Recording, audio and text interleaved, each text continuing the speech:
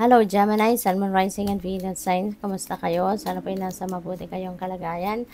Welcome back po sa Star Tarot. Kung bago kayo rito, welcome din kayo. Thank you for your support. I truly appreciate it. God bless you all, Gemini. Pauna mensahe po ninyo ay meditate and make some quiet time in the still air. Okay? So, maybe sa ngayon, kailangan mo na mag-meditate, kailangan mo na magmuni-muni, magnilay-nilay. You need to go deep within you. Okay? Gemini, kailangan mo na siguro this is one way para makapag-rejuvenate ka, no? Mag-meditate kayo. Alright? So, what else? Perseverance, stay the course. Okay? Huwag kayong sumuko. Kung napapagod na kayo, magpahinga lang, 'di ba? And once you're done, then get back to it. Okay? Maaaring ang iba sa inyo napapagod na. Ang iba sa inyo parang gusto mo nang sumuko, no? Yung pagod, hindi yan ibig sabihin na kailangan mo nang mag-quit, no? Sa kung ano man ang ginagawa mo or ano man yung kaganapang ito sa buhay ninyo, no? You need to just stay in the course. So what else? We have optimism. After each rainstorm, there will be clear skies. So yun, remain optimistic. Okay? And persevere. Continue to work hard. Diba? Kasi, lahat naman ng tawag dito, ng hirap, may katapat na ginhawa, diba? Kaya kung medyo nahihirapan kayo sa ngayon, hindi ibig sabihin nun na susuko ka na, hindi ibig sabihin nun na i-give up mo na. Kasi papaano mo mararating yung tagumpay, diba? Kung hindi ka magtsatsaga, hindi ka magpipersevere, hindi ka magtitiis, 'di ba? Wala namang easy na journey sa buhay. Lahat bago ang tagumpay, may hirap muna na pinagdadaanan, 'di ba? Kaya remain to be optimistic, okay? So what else?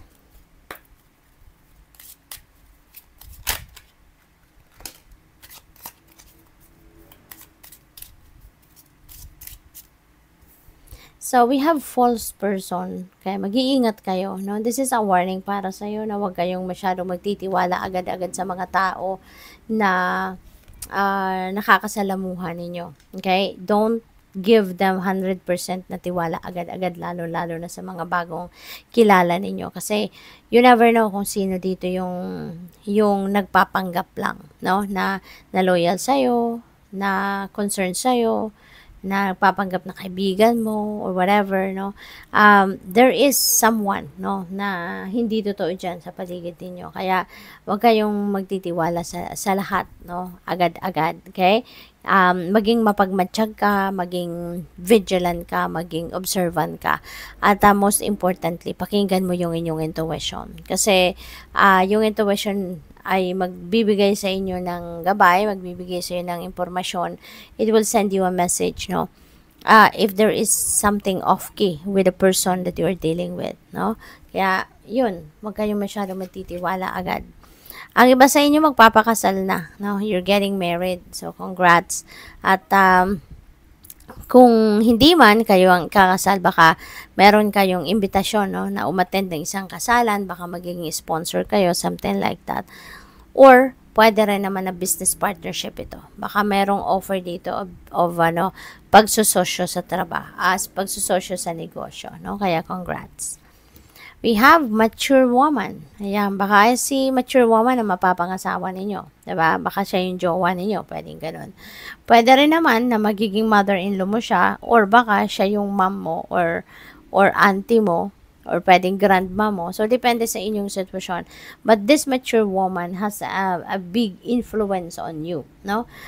This person is going to play a significant role din sa buhay ninyo. What else? We have main male. Ayan. So, this could be you, si main male, or pwede rin naman na hindi. Pwede rin naman na si main male, ito yung false person, no? Baka isang lalaki, yung false person na to, behind is a guy. So, pwede, no? Kaya wag kayong basta-bastang maniniwala sa mga makakausap ninyong lalaki, lalo-lalo na kung stranger ito, no? Kung bagong kilala nyo lang, mag-ingat kayo sa mga bagay na share ninyo, mga impormasyon na share ninyo kapag kausap ninyo ito, okay? What else? Privileged lady, napakaganda. This is a si privileged lady is a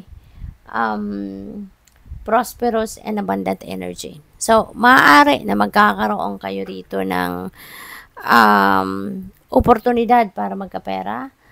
Merong pwedeng oportunidad na dadating dito para magkaroon kayo ng bagong trabaho or additional na trabaho, maaring negosyo, or kahit anumang siguro ventures na maghahatid sa inyo ng prosperity and abundance, no? So, pwedeng ganun ang sitwasyon dito for Gemini.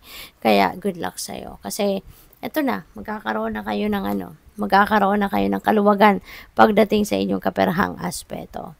What else? Oh, wow! Gemini, great fortune. Hindi lang pati good fortune, ano? So, swerte.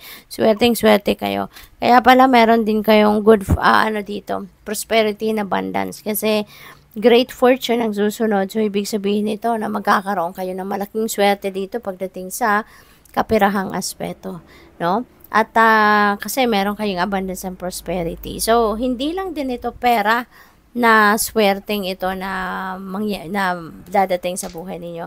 This could be also in various areas of life. Pwedeng sa iba't ibang parte ng buhay ninyo ay siswertehin kayo.